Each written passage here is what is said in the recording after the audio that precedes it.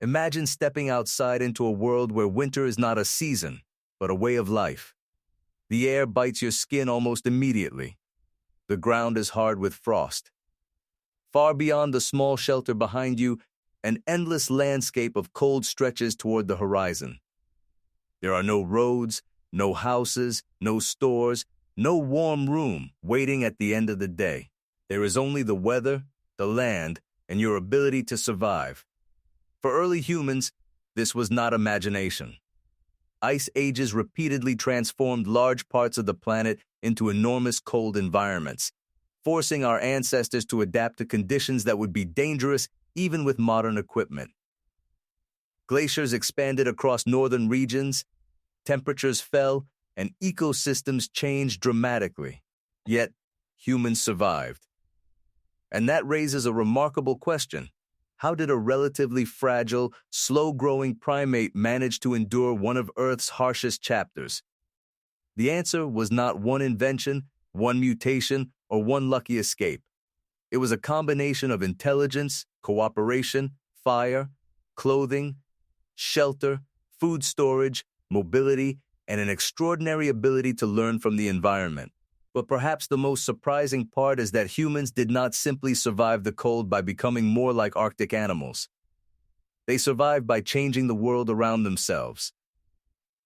To understand how, we have to go back to a time long before cities, agriculture, or written history. Ice ages were not simply periods when the entire planet became a frozen snowball. Earth's climate shifted through alternating colder and warmer phases.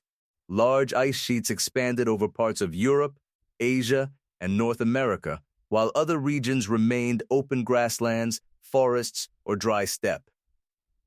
The landscape was constantly changing. Animals moved with it.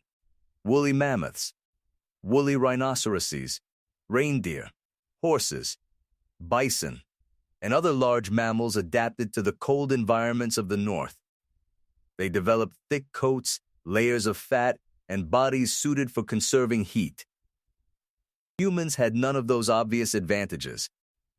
Our bodies are remarkably poor at surviving extreme cold without assistance. We have relatively little body hair compared with many mammals that live in freezing environments. We cannot sprint for hours through deep snow. We cannot digest every part of a frozen carcass. We do not come equipped with natural insulation thick enough to survive a polar night. So the first great human advantage was not physical. It was behavioral. Instead of waiting for evolution to give us thicker fur, humans began creating substitutes. One of the most important was fire. Humans had probably been using fire for a very long time before the great cold phases of the Pleistocene, and controlled fire became an extraordinary technological advantage. Fire could provide warmth, light, protection, and a way to process food. But its importance goes even deeper. Cooking changes food. Heat makes many foods easier to chew and digest. It can soften tough plant material and alter meat. It can also reduce some of the dangers associated with consuming raw foods. A cooked meal therefore represents more than warmth. It is a source of usable energy. And in a cold environment, energy is everything. Your body constantly produces heat, but cold forces it to work harder to maintain your core temperature. Every hour spent outside becomes an energy problem. You need calories not only to move and hunt, but simply to remain alive. That means the animals of the Ice Age became something more than prey. They became fuel. A large animal could provide enormous quantities of meat and fat, as well as hides, sinew, and bones.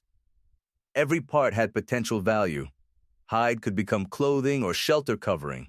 Bone could become tools or structural material. Sinew could help bind objects together.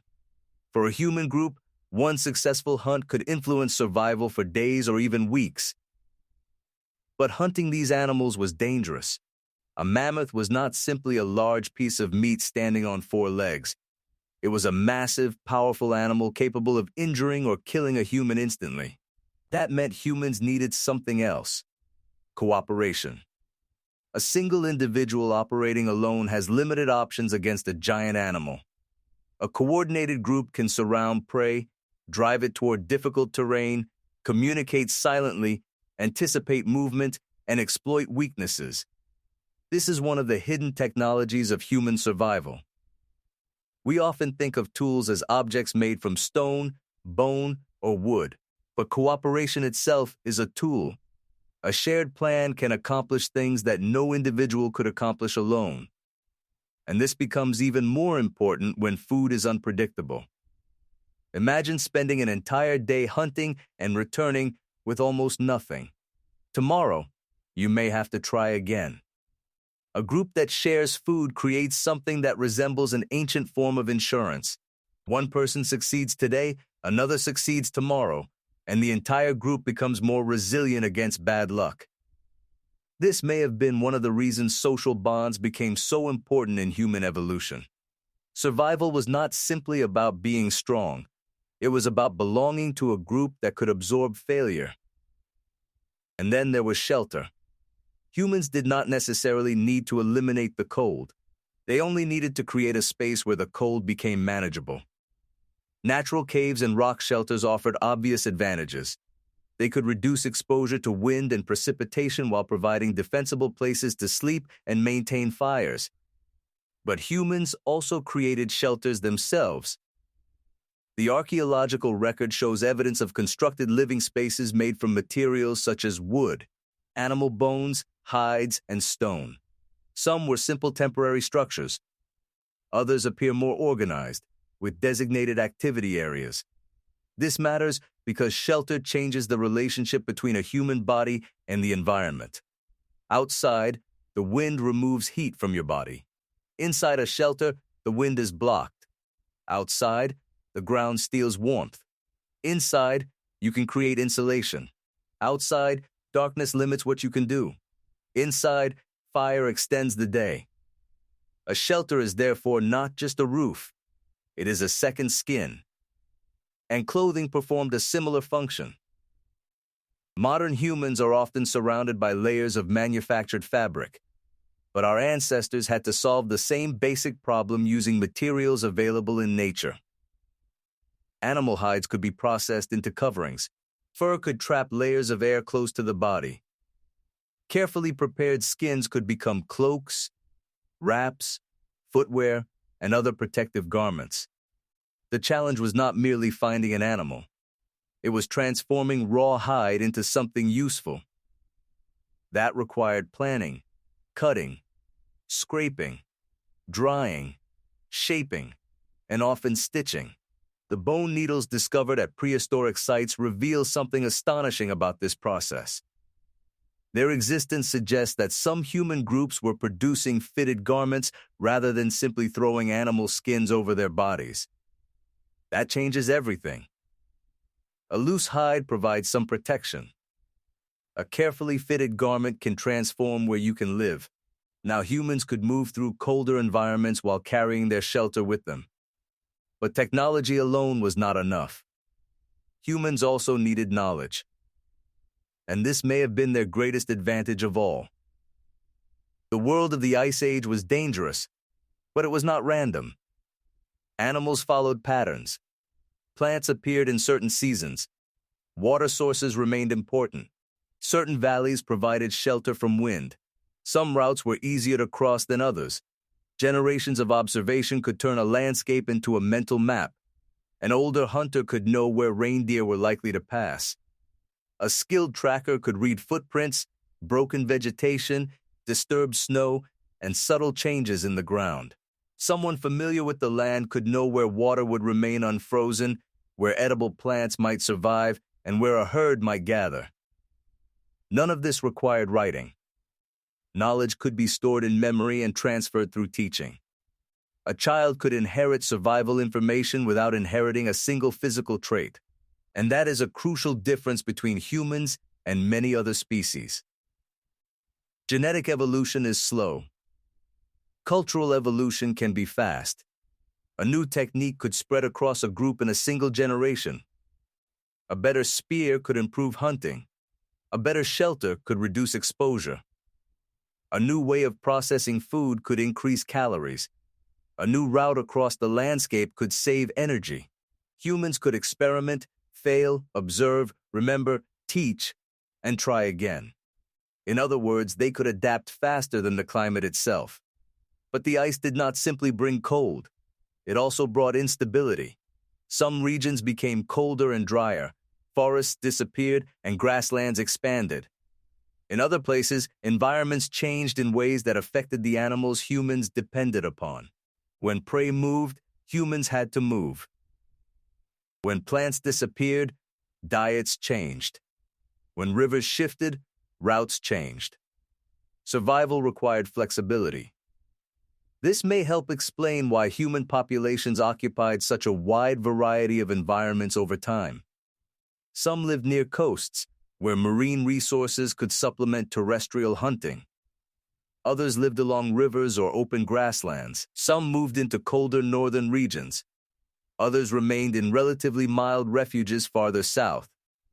There was never one Ice Age survival strategy. There were many. And perhaps none was more important than mobility. Humans could walk. We could carry tools. We could transport food. We could relocate an entire group when conditions deteriorated. Animals often had to remain within the ecological limits of their bodies. Humans could cross ecological boundaries by carrying technology with them. A coat does not care what landscape you are in. A knife does not care whether the wind comes from the north or the west. A fire can be rebuilt. Knowledge can travel. This meant humans could enter environments for which their bodies were poorly adapted, because their culture carried the missing adaptations. That idea becomes especially powerful when we consider one of the most difficult challenges of all: surviving the night. In a freezing environment, darkness is not merely inconvenient. It can be dangerous. Temperatures fall. Visibility disappears. Predators become harder to detect. Movement becomes more difficult. A controlled fire creates a small zone of safety and warmth. Within that circle, humans can cook, repair tools, process hides, communicate, and rest. And around a fire, something else may have been happening. Information was being exchanged. The people who knew where the animals were moving could share it. Those who had encountered danger could warn others. Children could observe adults making tools. Skills could be demonstrated and remembered. The fire, therefore, became more than a source of heat. It may have helped create a social environment where knowledge itself could survive. And knowledge may have been just as valuable as food. Of course, Ice Age humans were not invincible. Many people almost certainly died from exposure, injury, starvation, infection, childbirth, accidents, and failed hunts. Life expectancy was heavily shaped by the hazards of the environment. But survival does not mean that everyone survived. It means enough people survived, reproduced, and passed their knowledge forward for populations to persist. And eventually, humans did something extraordinary. They moved farther, into colder regions, across unfamiliar landscapes, toward environments where almost every aspect of life had to be negotiated. The farther north humans traveled, the more carefully they had to manage energy. Walking through deep snow consumes more calories than walking across firm ground. Cold temperatures increase the body's energy demands. Wet clothing can become a serious threat. A broken tool or failed hunting attempt can have consequences far greater than inconvenience. Yet humans kept expanding. Part of the reason may have been technological specialization. The colder the environment, the more sophisticated the survival system needed to become. Clothing had to work. Shelters had to work. Fire had to be maintained. Food had to be obtained efficiently. Tools had to be reliable. And social cooperation had to remain strong. Failure in one part could create problems everywhere else.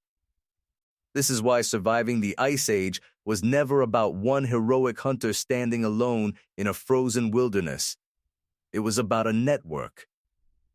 The hunter, the toolmaker, the child learning to recognize tracks, the person maintaining the fire, the person preparing hides, the person caring for vulnerable members of the group, the people carrying knowledge from one generation to the next. Survival was collective.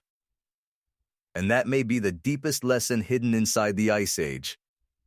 Humans did not defeat the climate. We learned to live within it. We used one of the strangest powers in nature, the ability to imagine something that does not yet exist and then build it.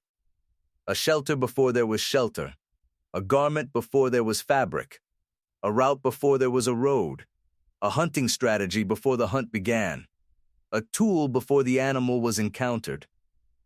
The ice could change the environment, but humans could change their behavior in response. Thousands of generations later, that ability still defines us. We build homes instead of growing fur. We wear clothes instead of evolving thicker coats. We store food instead of relying on whatever happens to be available today. We use technology to survive environments our bodies were never designed to endure. And perhaps that is why the story of humans and the Ice Age is not really a story about cold. It is a story about adaptation. The first great survival breakthrough was not hidden inside our muscles. It was inside our ability to cooperate, remember, invent, and imagine. When the world became colder, humans did not simply become tougher. They became more resourceful. And perhaps the most extraordinary thing about our Ice Age ancestors is not that they survived a frozen world, but that they learned to carry pieces of home with them wherever the world became hostile. Long before cities rose, before agriculture transformed the planet, before anyone had written a word, humans had already discovered something that would shape our entire future. When nature changes the rules, survival can belong not to the strongest creature, but to the one that can learn fastest. Surviving the Ice Age required a level of cooperation that eventually allowed us to build civilizations. But as our groups grew larger, we needed new ways to trust one another and exchange value. To see how humans turned that collective trust into the invention of money and coins, watch this video here. How did humans invent money and coins?